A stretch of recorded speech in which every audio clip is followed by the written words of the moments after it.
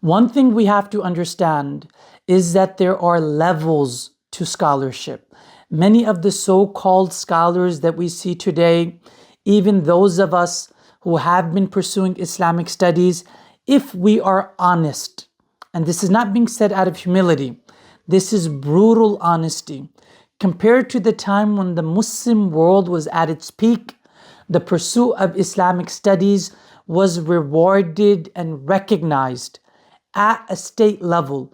Compared to that golden age, even the best of scholarship today, or so-called scholarship, does not even amount to the low-tier students of that time. The scholars of our past had thousands and thousands of ahadith memorized, not just the text of the hadith, but rather for each hadith, its entire chain of transmission memorized. They had texts for each Islamic field of study memorized. Yet despite this, the likes of Imam Ghazali, Imam Fakhruddin al-Razi, the giants of our past, despite being great scholars in their own right, they were sincere and they were honest.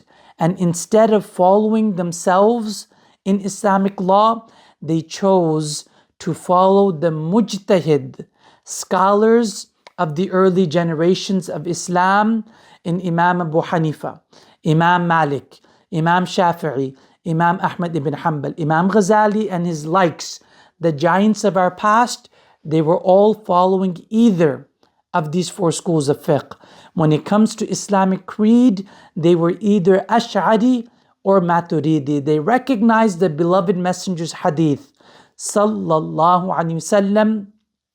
He says, the best of generation is mine, then those who follow that, then those who follow that. And the scholarship from the early generation was something else. And the highest level of scholarship is a scholar who is a mujtahid mutlaq, an absolute mujtahid.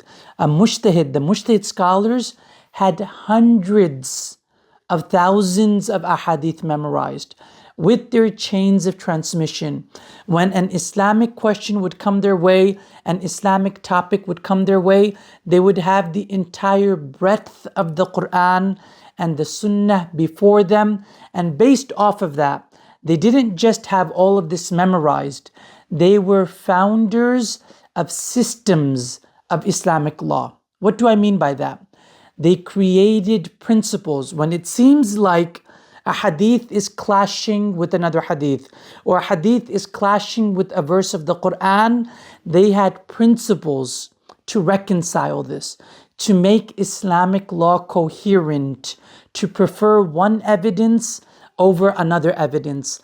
Imam Abu Hanifa is the founder of a system of Islamic law, so that when it seems like evidences are clashing, following the principles of Imam Abu Hanifa, you reconcile all of it. This is what a mujtahid scholar is. Imam Ghazali and the great scholars of our tradition recognized we're going to follow a mujtahid scholar. Our people today, a lot of these social media people saying Imam Abu Hanifa made a mistake, Imam Shafi'i made a mistake. What do you know what a mujtahid scholar is? Once there was a great scholar from the time of Imam Abu Hanifa. This scholar was a great legendary scholar in his own right. His name was Imam Waki'. He was the teacher of Imam Ahmad ibn Hanbal. Imam Ahmad ibn Hanbal says, my eyes have not seen a man like Waki' in memorizing a hadith, in discussing Islamic law. So Imam Waki' is a serious scholar. A person once comes to Imam Waki' and he says, أخطأ Abu Hanifa. Abu Hanifa has made a mistake. And Imam Waki' responds to him. He says, كيف يقدر أبو حنيفة يخطئ? How can Abu Hanifa make a mistake? And he explains to this person the system of Imam Abu Hanifa. Imam Abu Hanifa was a Renaissance man. He was a revolutionary scholar. The way he did fiqh was not a question would come to him and he would answer. Imam Waki' responds to this person. He says, Imam Abu Hanifa doesn't simply arrive upon fiqh, but rather Imam Abu Hanifa has a council of scholars.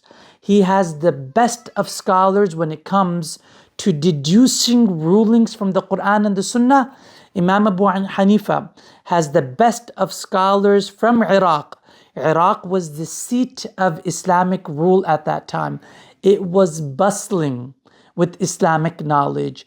The best of scholars when it comes to extrapolating rulings, Imam 𝗚 says, Imam Abu Hanifa would have them in his presence.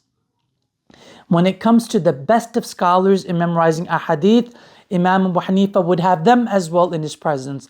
When it comes to the best of scholars of Arabic grammar, Imam Abu Hanifa would have them in his council of scholars.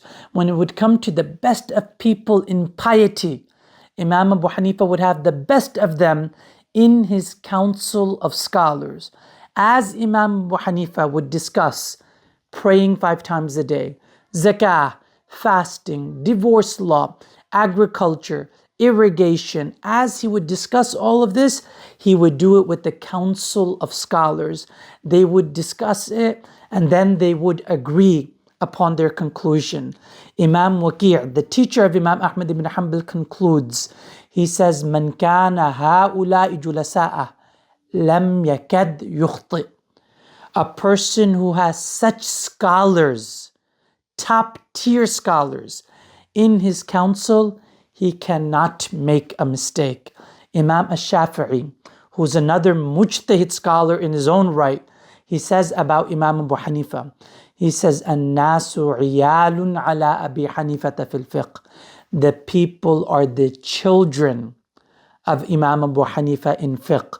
So when we see these videos saying, oh, the Hanafi way of doing this, or any of the 4 Imams, Imam Shafi'i, Imam Malik, Imam Abu Hanifa, Imam Ahmad ibn Hanbal, any of them, when these people today are critiquing any of them, it's ludicrous.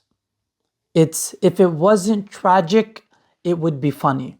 But nonetheless, the greatest of the scholars of our tradition chose to follow one of these 4 Imams. There were other mujtahid Imams, but their evidences were not as impeccably preserved as these 4. And this is why these 4 rose to the top because of that. And this doesn't mean that you pick and choose from them. These 4 Imams, it seems like we follow them in their rulings, but essentially we follow them in the principles they established and how they have their hierarchy of evidences. You cannot mix between them because then you're acting like a scholar. Who's the person arbitrating this? I'm going to choose him in this, choose him in that, choose him in that. You don't have the qualifications to do that. If you follow them, you have to follow one. You cannot mix them up, and suffice with that, be content with it. This is the ijma', the mass consensus of the ummah in following them in everything that we take guidance from. May Allah Azza wa Jal guide us all and save us from the noise around us. Bijahi Nabil Kareem, sallallahu alayhi wa alihi wa sahbihi wa sallam.